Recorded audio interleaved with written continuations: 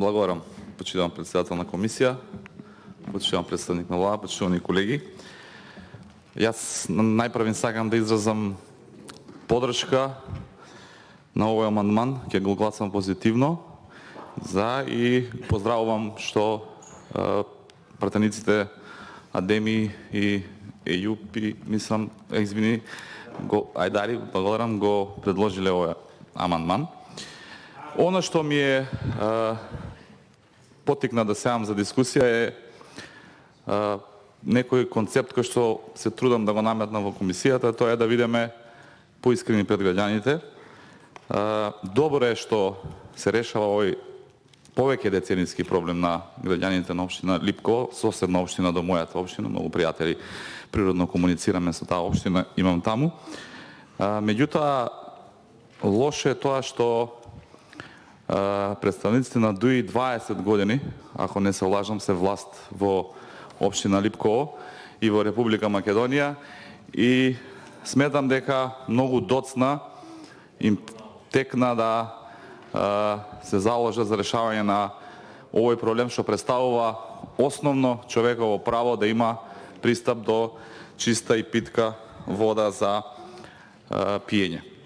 Јас ќе следам реализацијата на овој проект, особено што голем дел на амандмани на опозицијата беа одбивани од две причини, тоа е немањето на доволен временски период истите да бидат реализирани во фискална година и екстензивноста на буџетот од аспект на корона кризата. Меѓутоа, ќе го следам реализирањето на овој проект и дали во текот на оваа година оваа сума ќе биде искористена и ќе биде изграден кракот 3 во општина Липково, или ќе биде само еден популистички потек на власта да пред граѓаните се презентира како дека е загрижена да се реши одреден проблем, а истото нема да биде реализирано и ќе биде префрлено за идна година.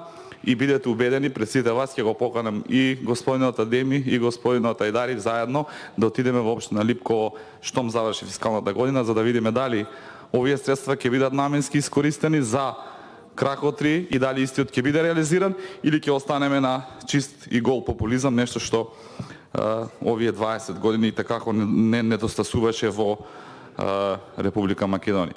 Од друга страна, очекував и од господинот Адеми да прифати или да гласа позитивно за дел од амандманите кои што јас ги поднесов за општина Куманово. Впрочем, тој и беше носител и често природно гравитира кон Куманово и го посетува, затоа што ист ваков проблем за немање на основно човечко право вода за пиење имаме во преку 90% од населените места во општина Куманово. Јас еден амандман веќе ми беше отфрлен за општина за населеното место село Љубодрак. Не знам дали ќе дојдат на ред и другите населени места за кои што имам поднесено амандмани. Тие се во слична финансиска конструкција како овој амандман што го има поднесено колегата Адеми, и сметам има проекти, сметам дека постои реална можност за почеток на реализација. Меѓутоа, колегата не ме поддржа.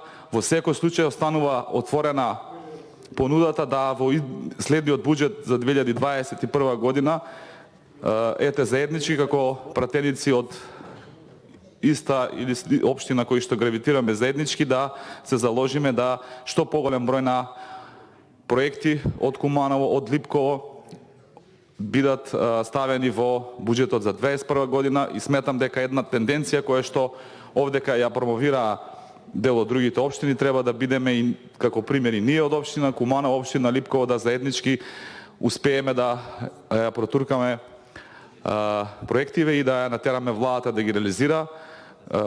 Иако господинот Адеми бил член на влада, сега е пратеник и сметам дека од оваа страна треба по-конструктивно и повеќе во интерес на граѓаните на кои што не гласале да бидеме тука и да ги застапуваме нивните интереси. Благодарам.